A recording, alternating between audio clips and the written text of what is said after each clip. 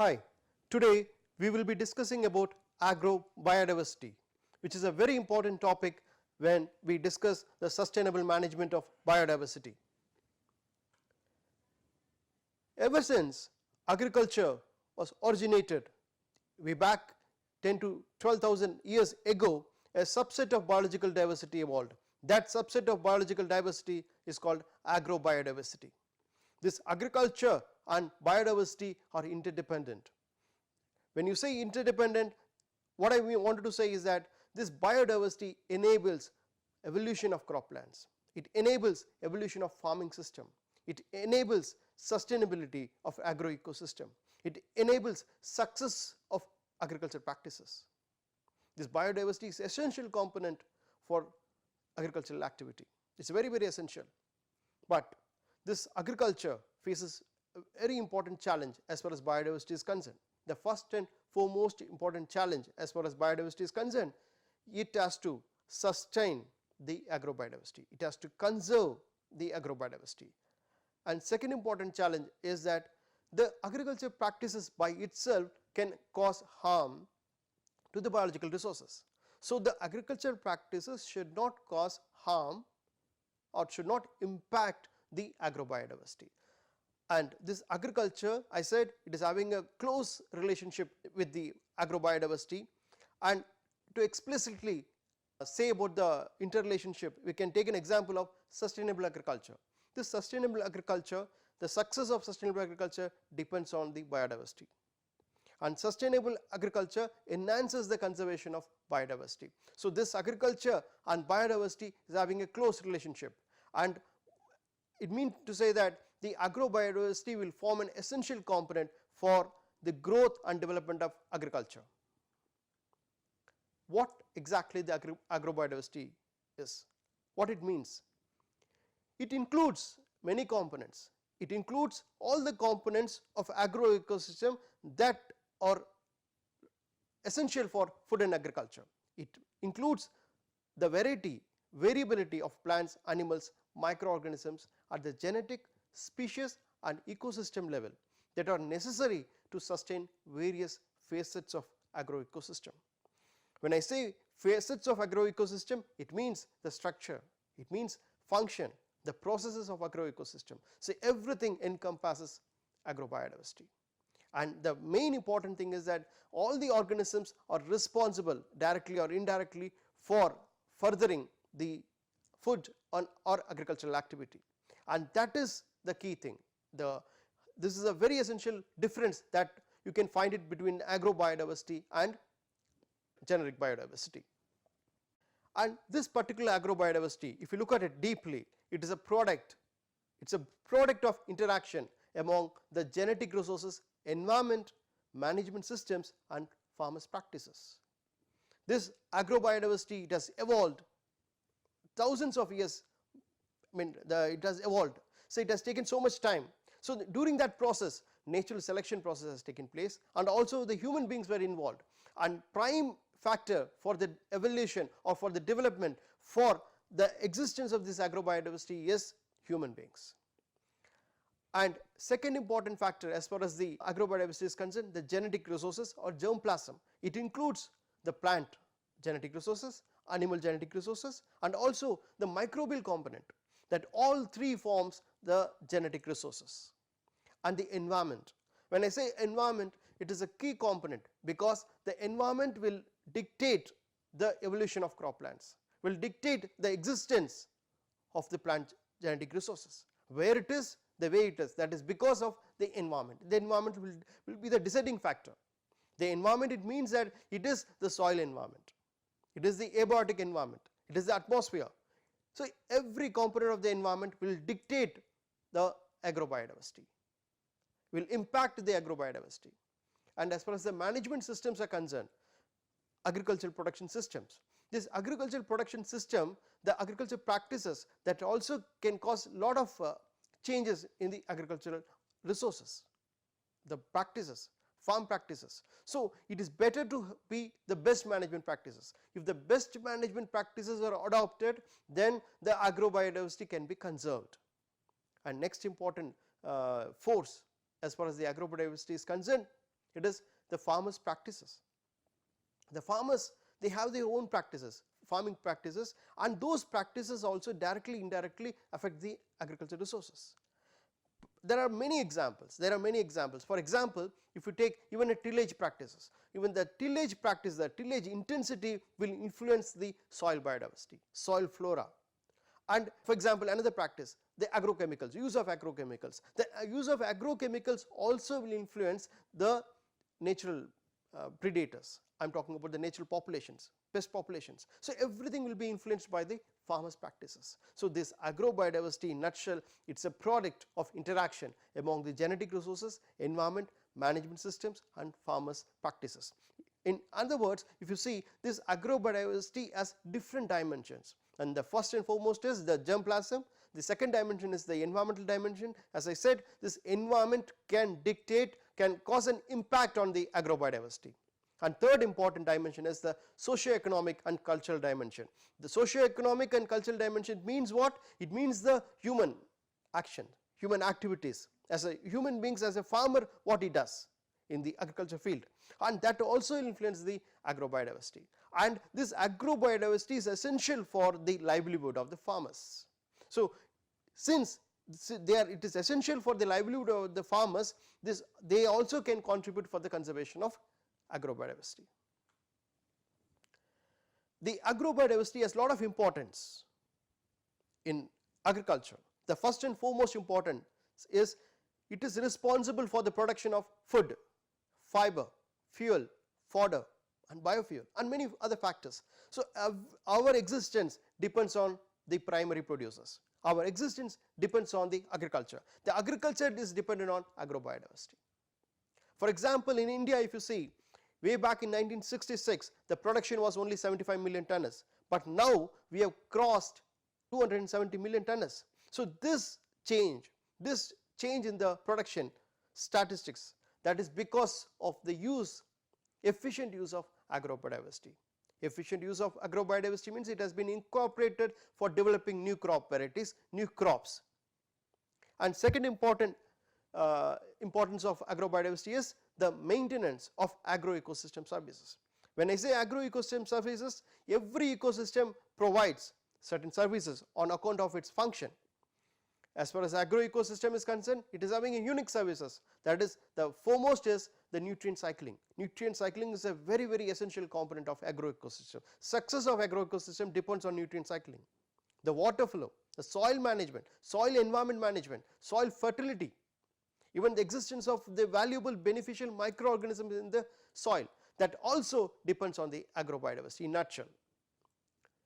And many other factors. For example, the services of a pollinator.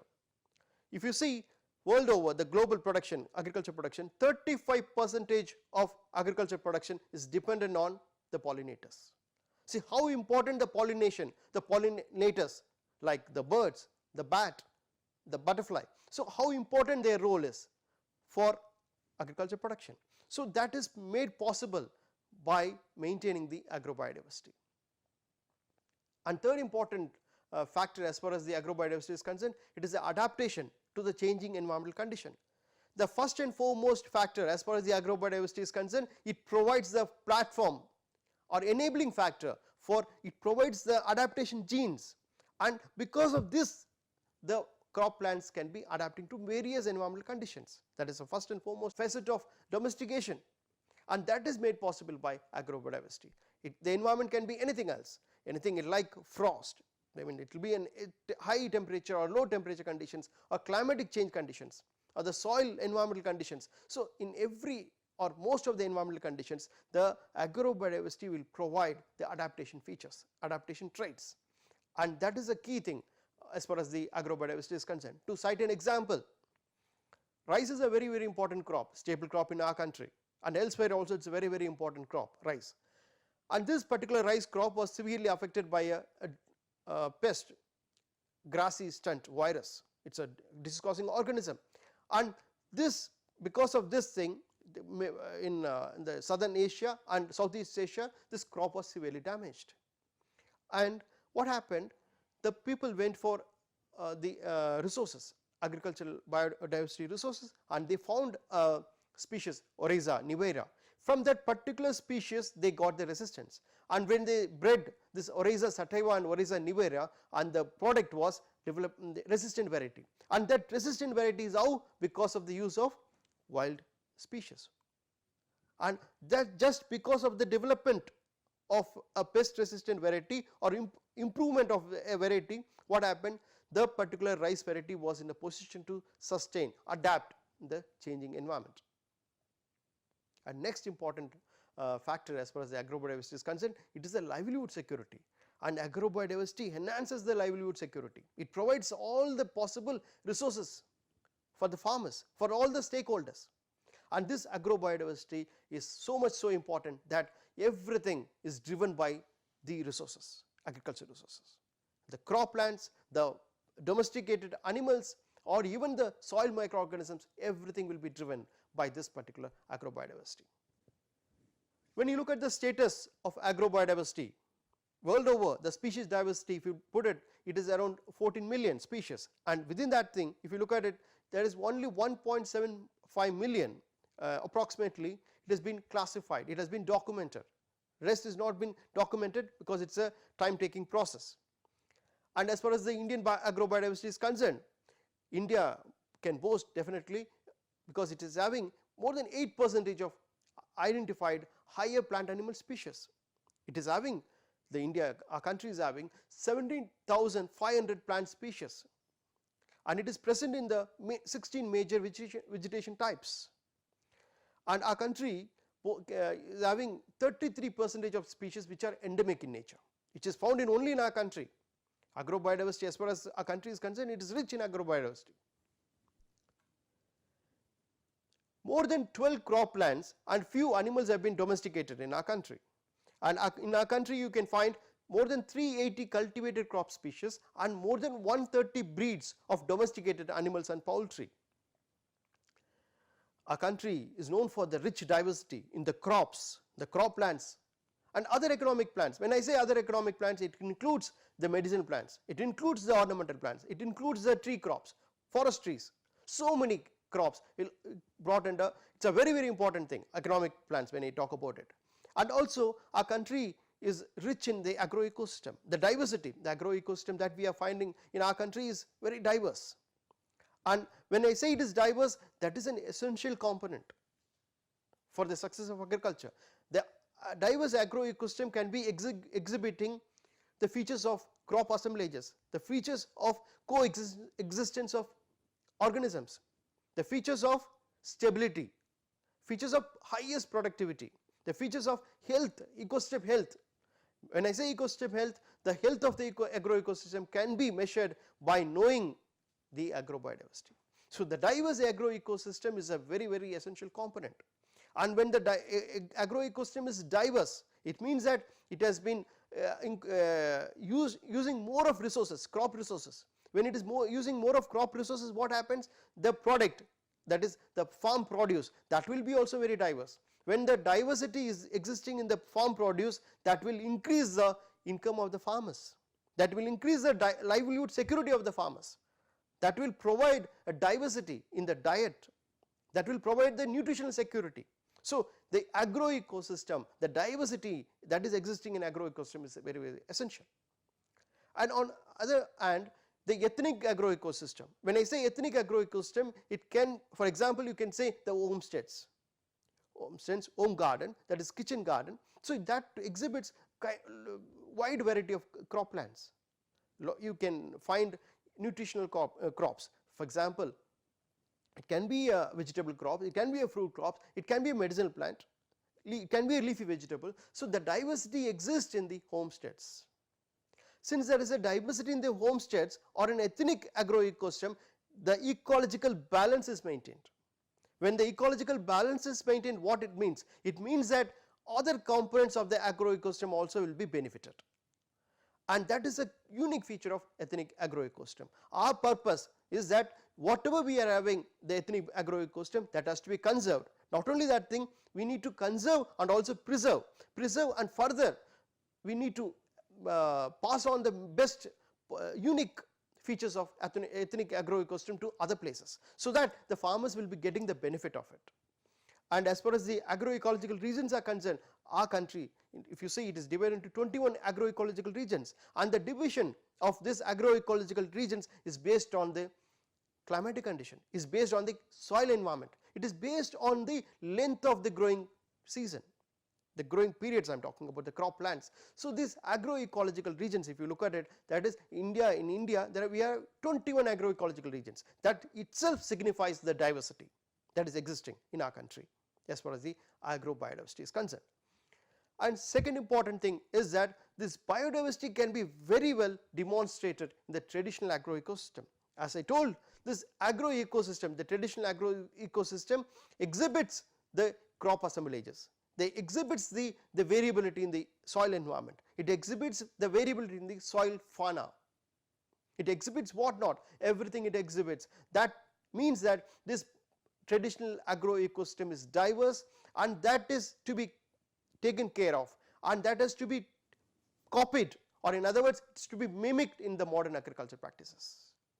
We will be moving towards the nature. So in that sense, it is very, very essential, because when we are moving towards the nature, the health of the system, the productivity of the system, that will be enhanced.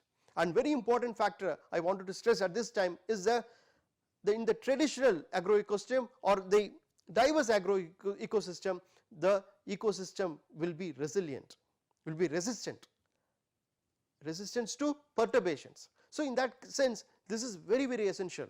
We need to focus on this traditional diverse agroecosystem, and in that ecosystem the pest populations can be managed naturally by the natural enemies. Natural enemies can be the predator, it can be a biocontrol agents, it can be many other factors, predators, parasites, there are many, parasitoids also is there. So these natural enemies will be in a position to manage the pest population. So there is less use of external inputs. Because of that thing, the health of the ecosystem, agroecosystem, is maintained. This agrobiodiversity is so important, I mentioned earlier, but it is facing a lot of losses. The main factor as far as the loss of agrobiodiversity is concerned, that is land use changes. The land use changes is the prime factor that is causing loss of agrobiodiversity, and this factor will remain so till 2050. The land use changes is because of increase in human population, because of increasing the dietary patterns, because of increase in the urbanization, industrialization, many factors that is symptomatic of human population, increasing human population. And this increasing human population, because of that thing, there is a change in the habitat, the change in the habitat, that means that the agricultural habitat that has been converted into other uses like urban environment, industrial environment. So this causes a change, and because of this change, land use change, the agrobiodiversity is at loss. Next factor as far as the cause of concern or creating a loss of agrobiodiversity is resource availability. Water is a very, very essential resource, and the lack or lesser availability of water can cause harm to the agrobiodiversity. It can cause harm to the human population, it can cause harm to the agricultural resources also, but as far as the agrobiodiversity is concerned, it can cause severe harm. So that will lead to loss of agricultural resources, biological resources. And one important factor I was mentioning as far as the modern agriculture is concerned, that modern agriculture is driven by the use of fertilizers, inputs, agrochemicals, and this agrochemicals, if it is overused, that can cause harm to the soil environment. Soil organisms will be affected, it can affect the natural populations, I am talking about the predators, parasites, that will be affected because of use of agrochemicals.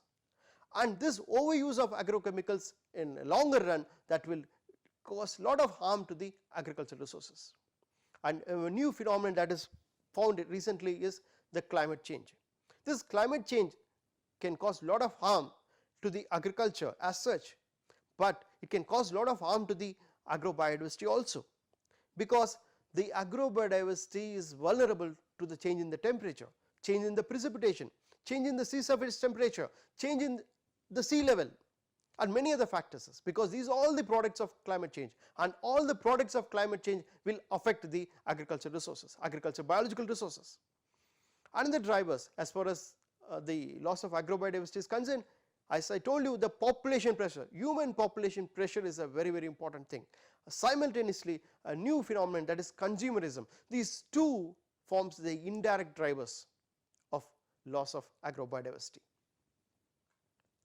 So when we discussed about the loss of agrobiodiversity, what next? We need to think about the conservation of agrobiodiversity. In nutshell, if you look at it, the basic phenomenon as far as the basic features are concerned, there are two types of conservation strategy. One is the executive conservation, the other one is the in situ conservation.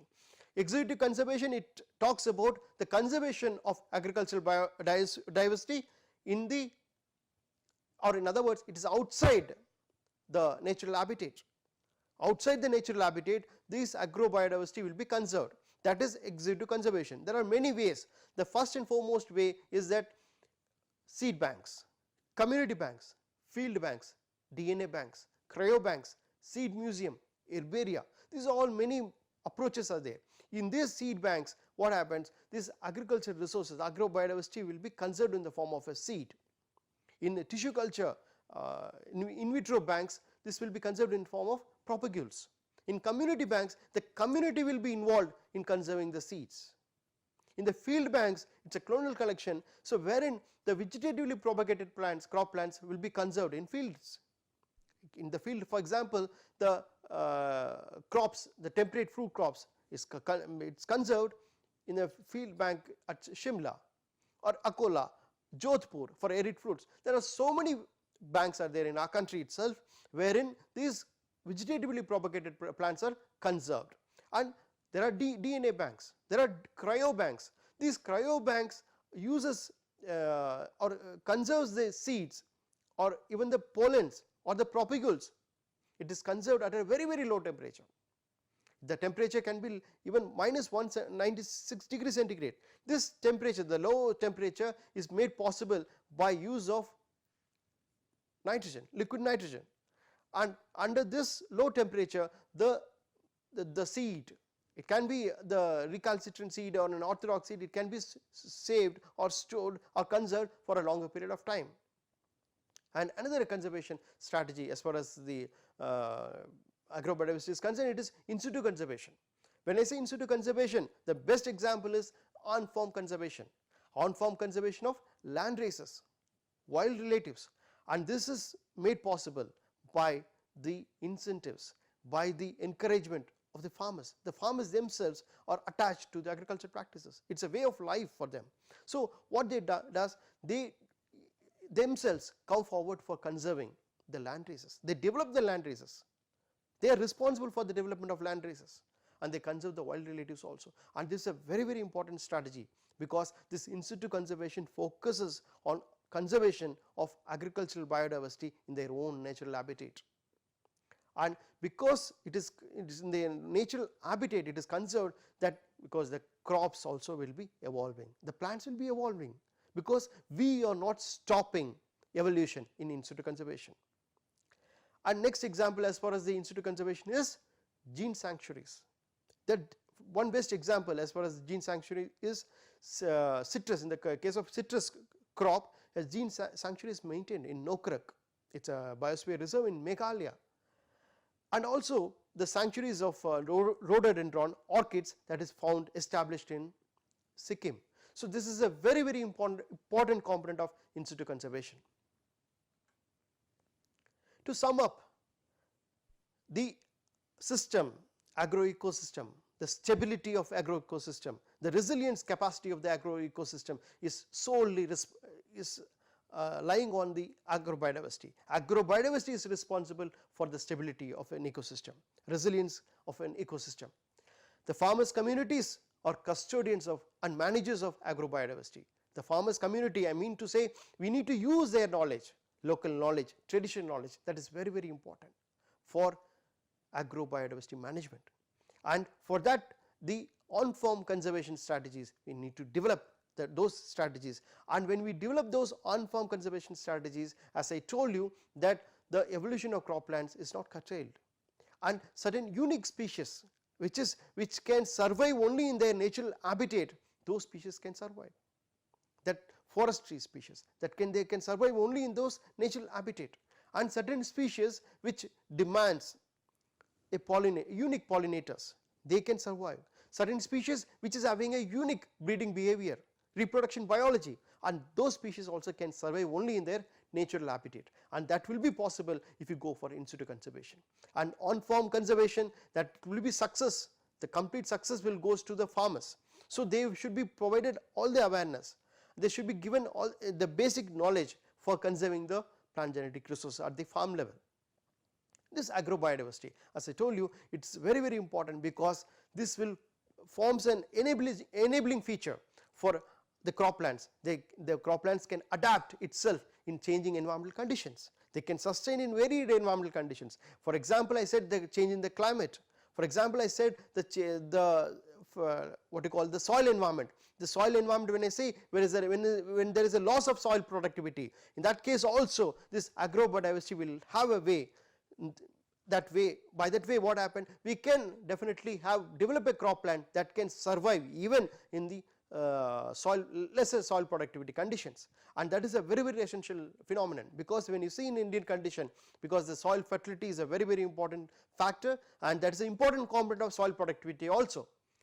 And when you talk about the soil fertility in our condition, in our country, if you look at it, the micronutrient deficiency, it is very, very rampant, and under this condition, if the crop plants are developed which can survive under low micronutrient deficient condition, or in other words they are in a position to capture, or in other words they are in a position to mobilize the micronutrients, that will be great, and that will be possible by using or capitalizing the wild species.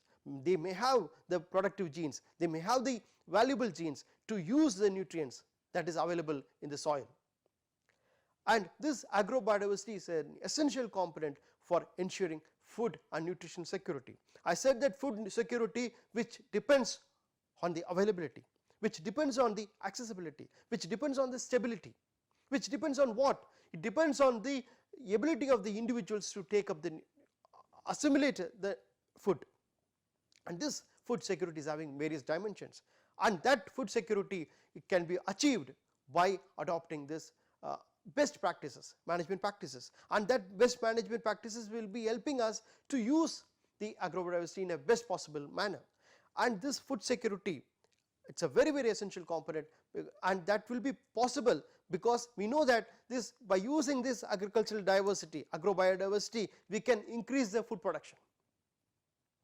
We can increase the food production, not only the total food production, qualitative foods also can be generated, can be produced, and that is another component of food security, that is nutritional security.